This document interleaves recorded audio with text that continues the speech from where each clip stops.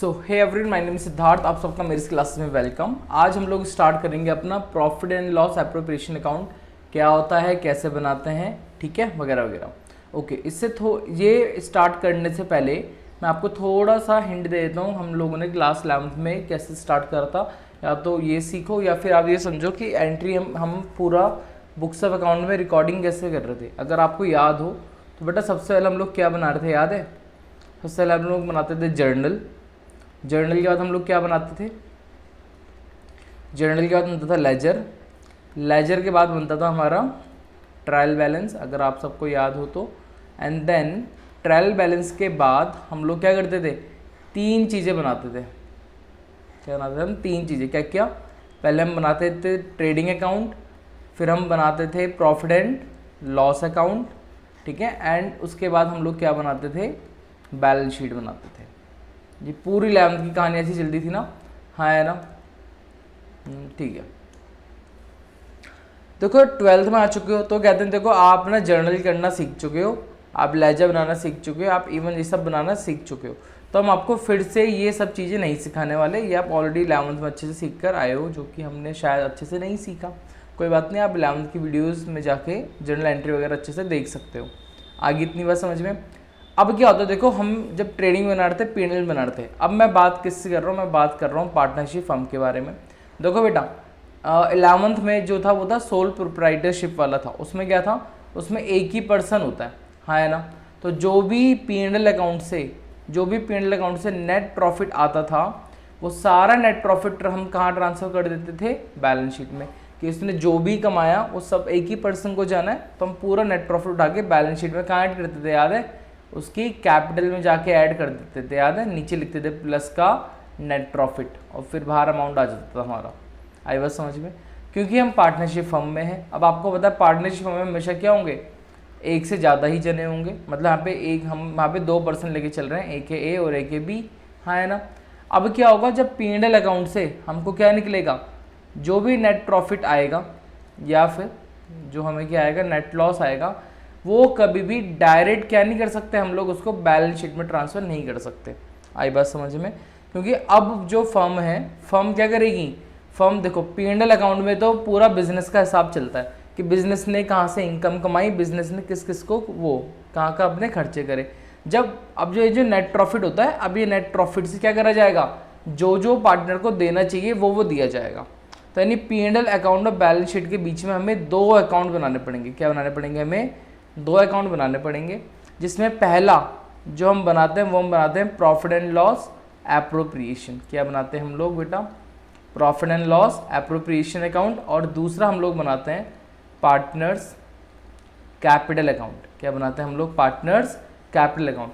बेटा ये अकाउंट कौन बना रहा है? ये अकाउंट बना रही है फर्म। ये अकाउंट कौन मेंटेन करता है? फर्म मेंटेन करता है। किसके लिए मेंटेन करता है? अपने पार्टनर्स के लिए मेंटेन करता है। तो P&L अकाउंट के बाद, यानी अब हमारा सब कुछ काम सेम है। अब P&L अकाउंट के बाद हम लोग क्या बनाया करेंगे? P&L एप्रो, फिर पार्टनर्स कैपिटल अकाउंट, तब जाके हमारी क्या बनेगी? बैलेंस शीट बनेगी। आई इतनी बात समझ में? अब ये देखो, अब ये है प्रॉफिट एंड लॉस अकाउंट, कहीं ना कहीं ये भी क्या है? प्रॉफिट एंड लॉस अकाउंट ही है। तो दोनों में फ़र्क क्या है? तो हमारे पास यहाँ पे 2 अकाउंट आ गए। एक हो गया हमारे पास प्रॉफिट एंड लॉस अकाउंट, ठीक है, और एक हो गया हमारे पास P&L एप्रोप्रिएशन अकाउंट, ठीक है। अब होता क्या है, अगर मैं आपको इन शॉर्ट समझाऊं कि कौन सी चीज़ें कहाँ आती हैं, तो आप 2 चीज़ याद कर लो बस। देखो भाई, P&L अकाउंट में वो सारे खर्चे आते हैं जो कि किसी फर्म को पे करना ही होता है। अगर आपका बिजनेस है, अगर आपने कोई रूम ले रखा तो आप उसका रेंट पे करना होगा। आपका बिजनेस चले या ना चले, हर वो आपको उसका रेंट पे करना ही पड़ेगा। तो कोई भी ऐसा खर्चा जो आपको लगता है कि मेरा बिजनेस रन करे या ना करे, बट मेरे को वो खर्चा पे करना ही पड़ेगा, बेटा वो खर्चा कहाँ आएगा? P&L अकाउंट में आएगा। आगे इतनी बात समझ में? तो वो जो खर्चे जो P&L अकाउंट में आते हैं उनको बोलते हैं चार्ज अगेंस्ट प्रॉफिट। क्या बोलते हैं उसको? Charge against profit. यानी ये वो सारे आइटम्स हैं, ये वो सारे एक्सपेंसेस हैं कि आपको प्रॉफिट हो या लॉस हो, आप ये चीज़ उसमें आएगी ही आएगी, ठीक है। इसमें अलग से जो नई चीज़ आती है वो आती है इंटरेस्ट ऑन लोन। क्या होता है? Interest on loan. जब पार्टनर होता है ना, पार्टनर अपने फर्म को क्या देता है? लोन देता है। तो फर्म उसको क्या पे करती है, इंटरेस्ट पे करती है। अब फर्म कभी ये नहीं बोलेगी यार देख भाई कि मेरे पास जब पैसा होगा ना मैं तभी इंटरेस्ट पे करूँगा, ना ना ना। फर्म का हिसाब पार्टनरशिप एक्ट में लिखा है, अगर फर्म ने लोन दिया है, अगर पार्टनर ने लोन दिया है फर्म को, तो प्रॉफिट हो या लॉस हो, आपको इंटरेस्ट, आपको उस लोन पे इंटरेस्ट देना ही पड़ेगा। कितना परसेंट हमने पढ़ा था, कितना परसेंट होता है, 6% होता है मिनिमम पर एनम। आई इतनी बात समझ में? तो ये हमको पे करना ही करना है ना। मतलब इंटरेस्ट लोन कहाँ ट्रीट करा जाएगा, P&L एप्रो में।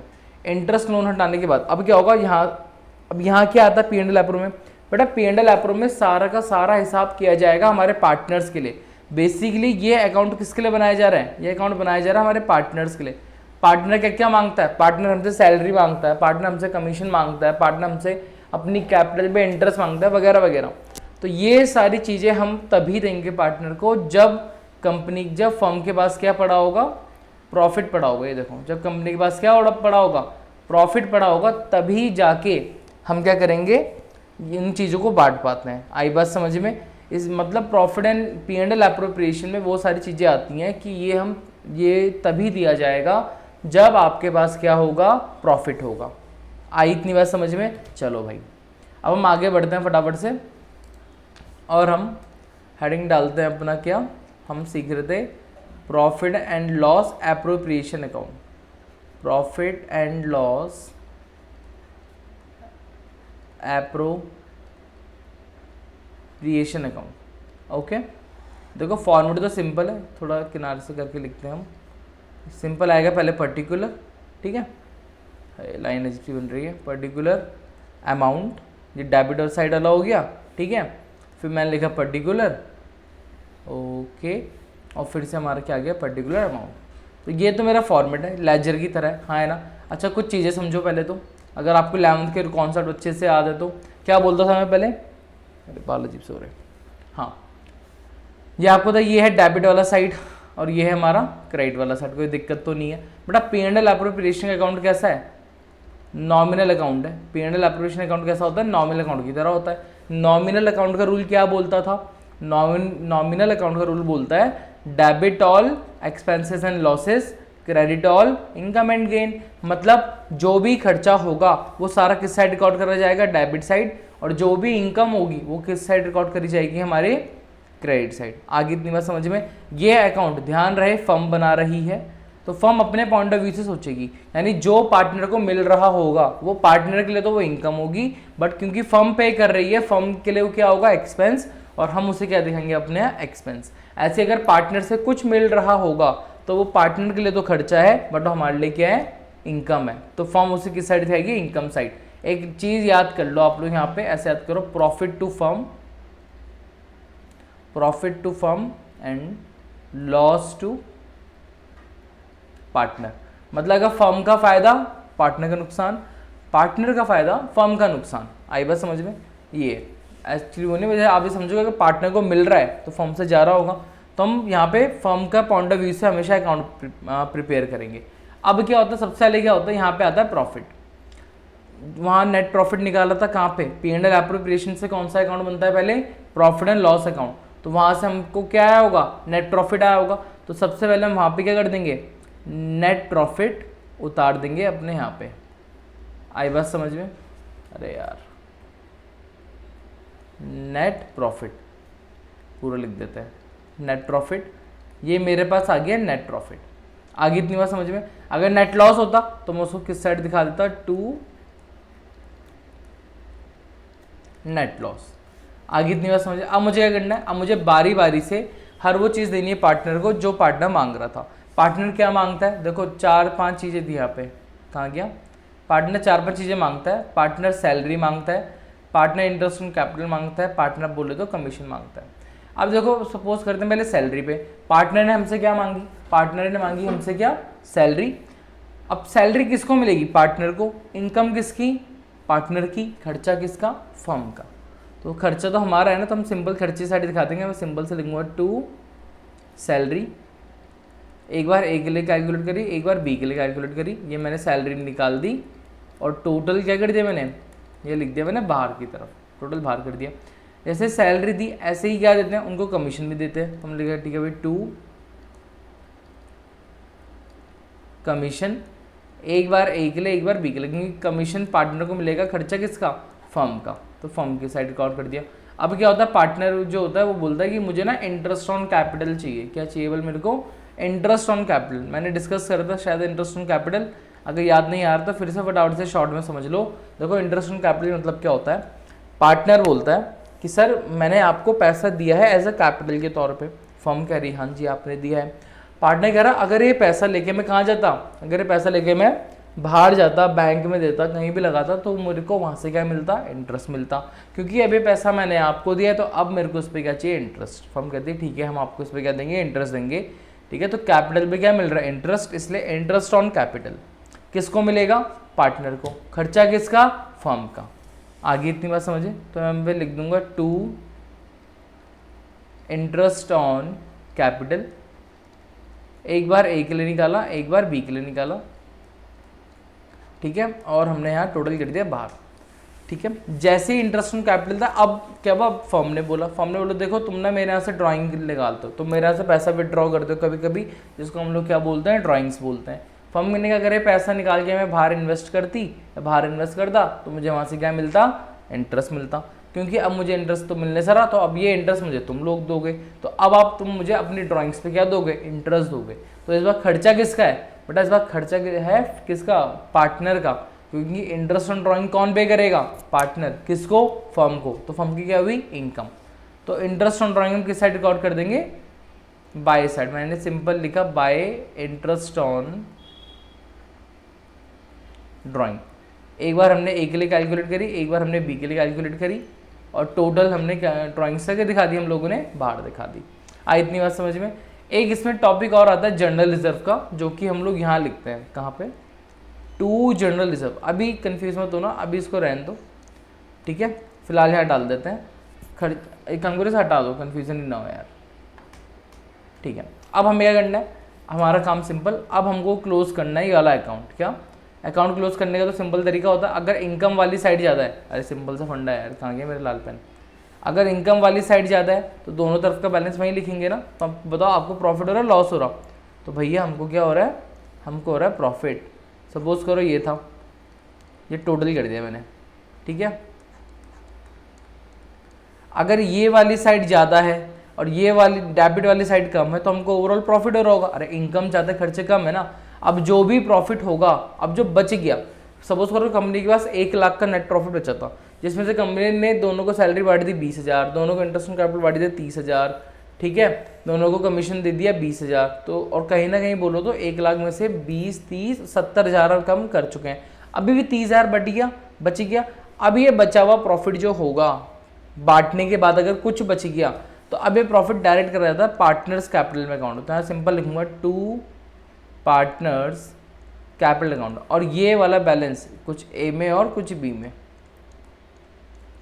बांटा, और टोटल जो भी बैलेंस था, हो सकता है ऐसे 30,000 बचा, तो 30,000 का दोनों का रेशियो बराबर था, तो 50-50 था, तो 15,000 इसको गया, 15 इसको गया, बाकी पूरा बाहर दिखा दिया। आई बात समझ में। ऐसे अगर लॉस होता तो लॉस का बैलेंस किस साइड दिखाते, बाई साइड। वहाँ लिखा था टू पार्टनर्स कैपिटल अकाउंट, यहाँ मैं लिख दूंगा बाय पार्टनर्स कैपिटल अकाउंट। एक बार मैं लिखूंगा ए के लिए, एक बार लिखूंगा बी के लिए, ए के लिए निकाला, बी के लिए निकाला, और टोटल कर दिया इतना। आई इतनी बात समझ में। तो एक चीज़ ध्यान रखना है, यहाँ पे ध्यान रखने वाली क्या बात है कि देखो बेटा, ये जो चीज़ थी ना, ये इसको बोलते हैं लॉस, ठीक है, ट्रांसफर लॉस, ठीक है, टू पार्टनर्स कैपिटल अकाउंट। आगे बात समझ में। और जो ये होता है, ये क्या है बेटा, ये प्रॉफिट, ये profit transfer to partners capital account. उम्मीद कर रहा हूँ यहाँ तक आपको समझ में आ गया। तो ये था हमारा पूरा फॉर्मेट किस चीज़ का, P&L अप्रूव का। ओके, थोड़ा ज़्यादा किनारे हो रहा है, ठीक है, अब आपको दिख रहा होगा, ठीक है। आगे बात समझ में। अब इसमें है क्या आगे बेटा, हमको ना हर एक चीज़ निकालना सीखनी है। ये तो पूरा फॉर्मेट था, ये जो मैंने आपसे डिस्कस करा है क्या है, ये एक फॉर्मेट है। अब मुझे डिस्कस क्या करना है, मेरे को बेटा डिस्कस करना है कि सैलरी कैसे निकालते हैं, ठीक है, कमीशन कैसे निकालते हैं, इंटरेस्ट ऑन कैपिटल कैसे निकालते हैं, and at the end interest on drawing कैसे निकालते हैं। आई इतनी बात समझ में। आज इस वाले में हम सीखेंगे कि सैलरी कैसे निकालते हैं, मतलब सैलरी के लिए क्या ध्यान रखना, मतलब बहुत छोटा यार, ये तो एक ही लाइन में खत्म हो जाएगा, इतना आसान है, ठीक है। फिर हम थोड़ा सा क्या सीखेंगे, हम सीखेंगे कमीशन कैसे कैलकुलेट करते हैं, और उस पर हम लोग एक क्वेश्चन वगैरह भी कर लेंगे, एक क्वेश्चन कर लेंगे जो आपको आइडिया देगा, ठीक है, कमीशन में किस बात का हमें ध्यान रखना पड़ता है, ठीक है। उसके बाद हम सीखेंगे क्या, उसके बाद हम सीखेंगे इंटरेस्ट ऑन ड्राइंग। देखते हैं, मे बी अगर हमारा क्वेश्चन वीडियो ज़्यादा लंबी नहीं बनी तो हम इसी में कवर करेंगे, अदरवाइज हम नेक्स्ट वीडियो में मैं आपको पढ़ाऊंगा इंटरेस्ट ऑन ड्राइंग, और साथ में हम पढ़ेंगे इंटरेस्ट ऑन कैपिटल, ये अलग साथ करेंगे, क्योंकि इंटरेस्ट ऑन ड्राइंग ना काफ़ी थोड़ा सा लंबा टॉपिक आपको फील होगा, इसलिए मैं सोच रहा हूँ उसके लिए मैं नेक्स्ट वीडियो में कवर करेंगे। सो फिलहाल स्टार्ट करते हैं। अब हमें ओके थोड़ा अरेंज कर देते हैं, ठीक है, इतना ठीक है ना।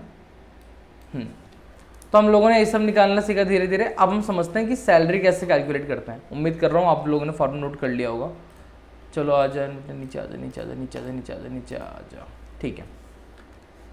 तो हम सीखते हैं सबसे पहले भाई interest on salary to partner, salary to partner. हमें पार्टनर को सैलरी देनी है ना, हमारे लिए तो खर्चा था, याद रखना। अब इसमें हमें क्या बातें ध्यान रखनी है यार, मुझे एक बात बताओ शॉर्ट में, जो हम profit and loss appropriation account हमने जो बनाया, ये कितने महीने का बना होगा, पूरे के पूरे कितने महीने का बेटा, पूरे के पूरे 12 महीने का, पूरे के पूरे 12 मंथ्स का भाई, ठीक है। बैलेंस शीट एक दिन की होती है, लेकिन जो हमारा P&L अकाउंट होता है, प्रॉफिट एंड लॉस अकाउंट, वो पूरे 1 साल का होता है।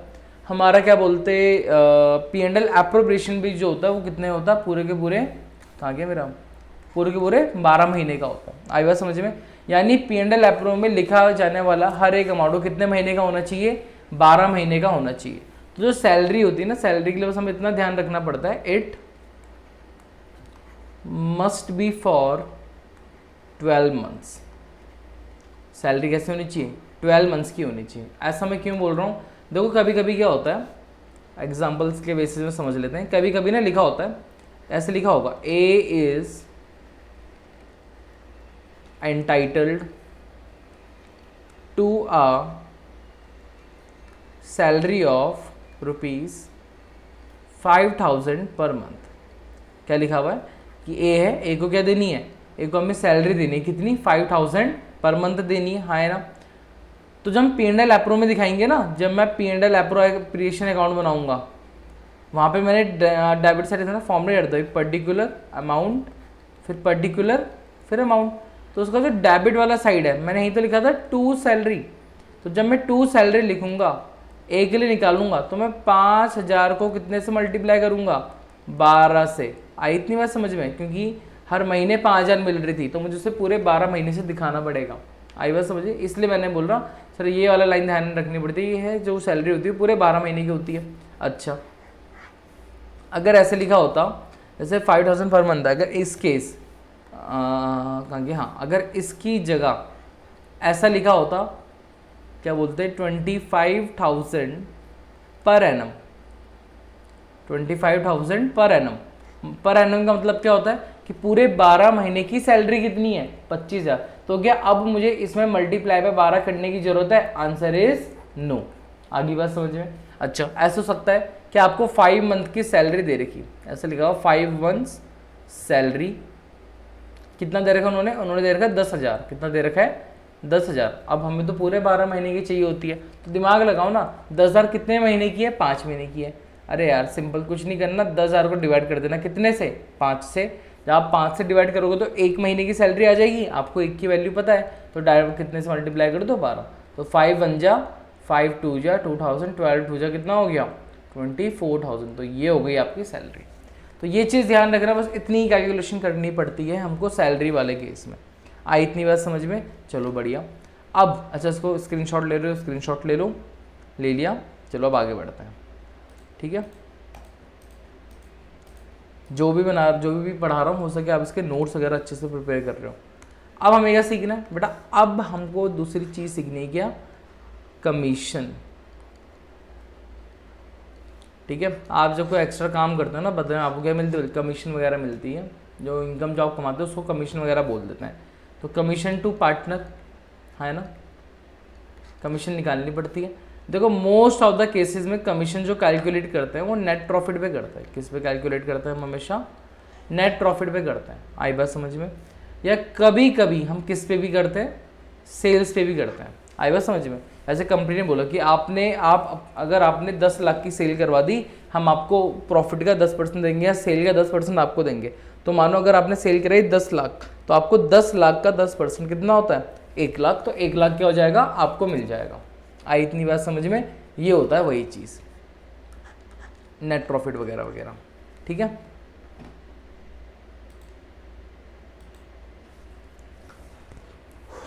चलो फिर यहाँ तक ये नेट समझ में आया।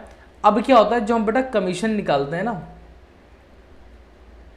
कमीशन जो कैलकुलेट करते हैं, देखो होता क्या है बेसिकली, सिंपल फॉर्मूला क्या बोलता है, सिंपल फॉर्मूला कहता है कि भाई नेट प्रॉफिट, आपका कितना प्रॉफिट था, इंटू सिंपल रेट अपॉन 100। मैंने कहा अगर मेरा नेट प्रॉफिट था 1 लाख, कमीशन मिलना था 10%, तो 1 लाख का कितना परसेंट, 10%। नॉर्मल तरीके से कमीशन ऐसे ही कैलकुलेट करते हैं। बट यहाँ पे क्या होगा, कमीशन निकालने के 2 मेथड दिखाए जाएंगे आपको। कभी कभी लिखा होता है बिफोर चार्जिंग, कभी कभी क्या लिखा होता है, बिफोर चार्जिंग। और कभी कभी क्या लिखा होता है बेटा, कभी कभी लिखा होता है आफ्टर चार्जिंग। क्या लिखा होता है, आफ्टर चार्जिंग। ये समझना बहुत जरूरी है, क्योंकि दोनों में फॉर्मूले क्या लगेंगे, दोनों में फॉर्मूले क्या लगेंगे, अलग।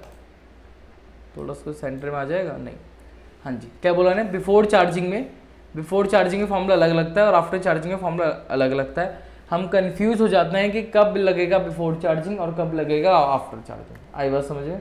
तो पहले फॉर्मूला डिस्कस कर लेते हैं। फॉर्मूला देखो, बिफोर चार्जिंग में हम लोग कमीशन जो करेंगे तो होता क्या है, बेसिकली सिंपल, आपको कुछ नहीं करना पड़ता। नेट प्रॉफिट, मैंने लिखा नेट प्रॉफिट, ठीक है, और इनटू रेट अपॉन 100। कमीशन कैसे निकाला, net profit into rate upon 100, खत्म। ये होता है बिफोर चार्जिंग का। आफ्टर चार्जिंग में जो हम लोग जो कमीशन कैलकुलेट करते हैं उसका फॉर्मूला होता है बेटा नेट प्रॉफिट। होता क्या कि पहले ना आपको नेट प्रॉफिट में से कुछ खर्चे माइनस करने के लिए बोलेगा ये नेट प्रॉफिट है, अब इसमें से कुछ खर्चे आप क्या कर दो, माइनस कर दो, ठीक है। और इंटू तब आप फॉर्मूला लगाना आर अपॉन 100 प्लस आर। क्या फॉर्मूला लगा, आर अपॉन 100 प्लस आर। अब जरा सुनते रहना, देखो अब आपको लग रहा होगा अच्छा ठीक है, अगर मैंने नेट प्रॉफिट में कोई भी खर्चा माइनस नहीं करा तो कौन सा हो जाएगा, बिफोर चार्जिंग, और एक खर्चा भी माइनस कर दिया तो कौन सा फॉर्मूला लगाएंगे फिर हम, आफ्टर चार्जिंग। नहीं, ऐसा भी नहीं है। ये जो एक्सपेंसेस है ना बेटा, अगर आप कोई खर्चा माइनस कर रहे हो और उस खर्चे के अंदर इंक्लूड है, इंक्लूडिंग, ठीक है, अनदर पार्टनर्स कमीशन, अगर इसमें किसी और पार्टनर का कमीशन भी माइनस कर रहे हो तब जाके आप जो फॉर्मूला लगाओगे वो क्या होगा, कौन सा लगेगा, आर अपॉन 100 प्लस आर वाला। मतलब 10% होता तो मैं लिखता 10 अपॉन 100 प्लस 10 कितना होता है, 110, तो ये हो जाता 110, ऐसे करके। आई इतनी बात समझ में। तो यहाँ पे ध्यान रखने वाली बात है, देखो यहाँ पे भी बोलेगा नेट प्रॉफिट में से कुछ खर्चे आप क्या करो, आप कुछ खर्चे माइनस करो। लेकिन अगर जब तक आप क्या माइनस करो, किसी और पार्टनर का कमीशन आप जब तक क्या ना करो, माइनस ना करो, तब तक हमेशा कौन सा फॉर्मूला लगेगा बेटा, बिफोर चार्जिंग। कौन सा लगेगा, बिफोर चार्जिंग। बट अगर क्वेश्चन में उसने ऐसे कुछ लिख दिया, after charging such commission, after charging such commission, ये वर्ड लिखना जरूरी है। मतलब आपको क्वेश्चन की लाइन पढ़ के फील होना चाहिए कि हाँ भाई इसने कमीशन हटाने के लिए बोल दिया है। अगर किसी का कमीशन हटाने के लिए बोल दिया है तब आप हमेशा कौन सा फॉर्मूला लगाओगे, कौन सा वाला, ये आफ्टर चार्जिंग वाला। आई बस समझ में। जब तक ना बोले, कमीशन वर्ड यूज ना करे, बिफोर चार्जिंग। जैसे उसने यूज करा आफ्टर चार्जिंग सच कमीशन, मतलब किसी का कमीशन माइनस करना है। अब रिस्पेक्टिव आपको कमीशन की वैल्यू दे भी रखी हो, ना भी दे रखी हो, अगर दे रखी है तो माइनस कर देना, ना भी दे रखी हो फिर भी आप फॉर्मूला कौन सा लगाना, हमेशा ये आफ्टर चार्जिंग वाला। आई बात समझ में। इस पर एक काम करते हैं हम लोग, करते हैं इसमें न्यूमेरिकल, ताकि आप ये आपको समझ में आ जाएगा कि करना कैसे है, ठीक है। सो दोस्तों ये हमारे पास कुछ क्वेश्चन है, ठीक है, जिस पे हमें क्या निकालना है, हमको निकालना है कमीशन निकालना है। क्या निकालना है? कमीशन। आपको ये 3 क्वेश्चन है यहाँ पे, ये 3 क्वेश्चन आपको पढ़ के समझ में आ जाएगा कि कब हमें कौन सा फॉर्मूला लगाना है। आई बस आपको हिंट दे देगा। स्टार्ट करते हैं। पहले क्वेश्चन में लिखा हुआ A and B are partners sharing profit and losses in the ratio 2:2:1। क्या कमीशन निकालने के लिए फिलहाल हमें रेशियो की जरूरत थी? नहीं। क्या लिखा हुआ? अब ये लाइन हमारी जो लाइन इंपॉर्टेंट है, A is entitled to a commission of 10% on the net profit. कितना परसेंट देना है? 10% ऑफ द नेट प्रॉफिट। और net profit for the year कितना था? 1,10,000। क्या क्वेश्चन में कहीं पर भी उसने किसी का आफ्टर चार्जिंग बिफोर चार्जिंग कुछ भी नहीं बोला, ना तो उसने बिफोर चार्जिंग बोला, ना तो उसने आफ्टर चार्जिंग बोला। तो कुछ नहीं करना आपको केस में। जब हम कमीशन निकालेंगे तो कौन सा वाला फॉर्मूला? Before charging, normal. क्या फॉर्मूला था भाई? Net profit into rate upon 100। Net profit कितना है? ये देखो भाई 1,10,000 इंटू रेट कितना था? 10% था, तो 10 अपॉन ये हो गया कितना? 100। 10,10,10 कितना आंसर आ गया मेरा? ये आ गया 11,000 का कमीशन। आई इतनी बात समझ में? बढ़िया। अब देखो दूसरे में चलते हैं। देखो यहाँ पे क्या लिखा हुआ, X Y and Z are partners sharing profit and losses equally. Okay, as per partnership deed में लिखा हुआ है कि ये line Z is entitled to a commission of 10% of the net profit after charging such कम। Okay, देखो क्या लिखा रखा, after charging such commission. Word आ गया ना, आफ्टर चार्जिंग सच कमीशन। और net profit before charging commission कितना है? कह रहा है कमीशन चार्ज करने से पहले कमीशन प्रॉफिट कितना है? 2,20,000। हमें तो कमीशन निकालना है, तो यहाँ पे कमीशन निकालने के लिए अब हम क्या करेंगे? मेरी बात सुनो, फॉर्मूला तो सिंपल लगता, मैंने कहा था, लेकिन इसने वर्ड ऑलरेडी अलग से क्या कर चुका है। देखो उसने अलग से लिख कर दिया है आफ्टर चार्जिंग सच कमीशन वाला। तो इस केस में हम लोग देखो, हमें नेट प्रॉफिट में से कुछ क्या माइनस करने पड़ते? खर्चे माइनस करने पड़ते। और इन खर्चों के अंदर क्या इंक्लूड होगा? क्या इंक्लूड होगा इसके अंदर? ये किसी का कमीशन। और फॉर्मूला लगता हमारा R अपॉन 100 प्लस R वाला, तो यहाँ पे लगेगा। अब नेट प्रॉफिट तो कितना है? नेट प्रॉफिट है 2,20,000। लेकिन ज़रा ध्यान दो कि इसके अलावा कुछ और अमाउंट है या कोई खर्चा माइनस करने के लिए बोला हुआ? नहीं, तो 0। बट क्योंकि वर्ड आ चुका था आफ्टर चार्जिंग सच कमीशन, इसलिए फॉर्मूला हमेशा कौन सा लगेगा? आफ्टर वाला। क्योंकि after charging such commission word, ये वाला कमीशन वाला वर्ड बोलना जरूरी है। हो सकता है after charging partner salary, after charging वगैरह वगैरह, कमीशन तो यूज़ नहीं करा ना, कमीशन यूज़ नहीं करा बिफोर चार्जिंग, कमीशन वर्ड बोल दिया आफ्टर चार्जिंग। तो यहाँ पे मैं कर दूंगा, कितना हो गया? 10 अपन 100 प्लस 10 कितना होता है? 110। 10 कटा 11, ये तो कितना आ जाएगा?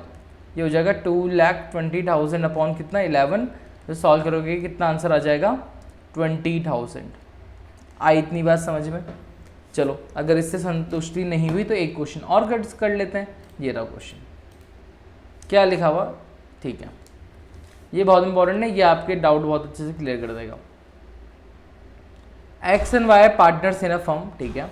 अब देखो क्या लिखा हुआ, एक्स के लिए अलग है, शायद इसमें वाई के लिए अलग है। X is entitled to a salary of 10,000 per month. तो एक काम करते हैं, शॉर्ट में लिखते हुए रहते हैं। एक्स को हमें क्या देनी है?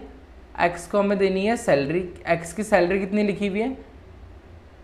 10,000 पर मंथ। हमेशा जब 10,000 पर मंथ दिखे तो अपने आप समझ जाना, सबसे पहले मेरे को उसके पूरे साल में कन्वर्ट करना पड़ेगा। तो उसको मुझे मल्टीप्लाई कितने से करना पड़ेगा?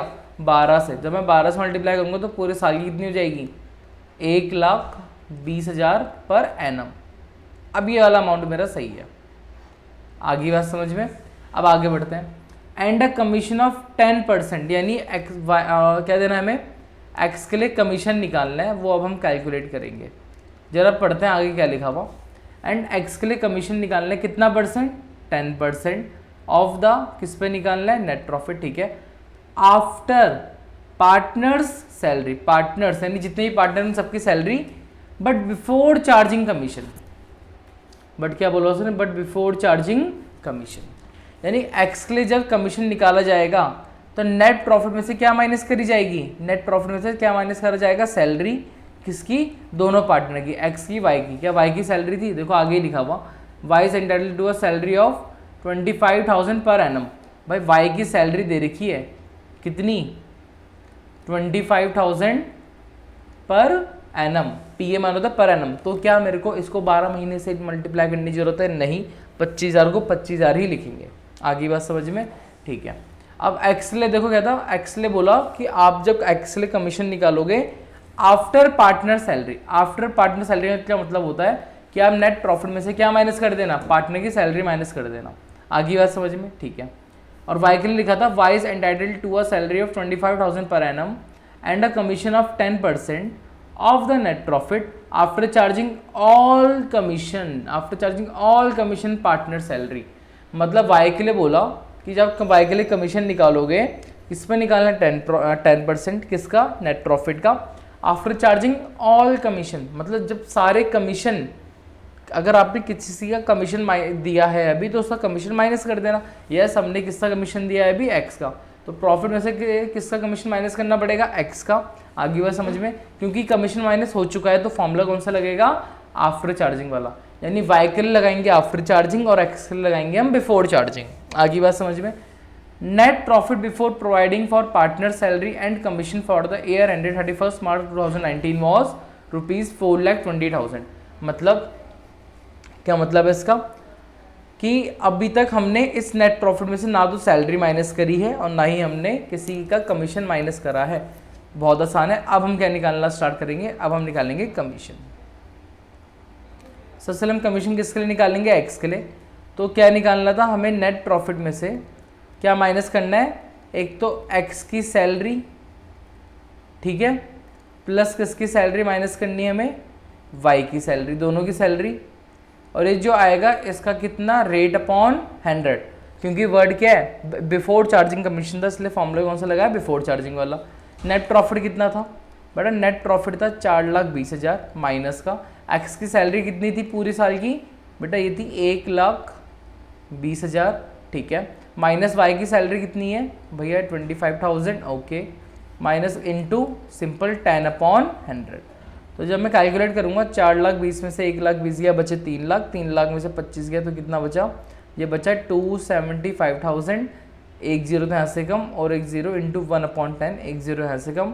कितना आंसर आ गया? ये आ गया 27,500। बेटा क्या आया?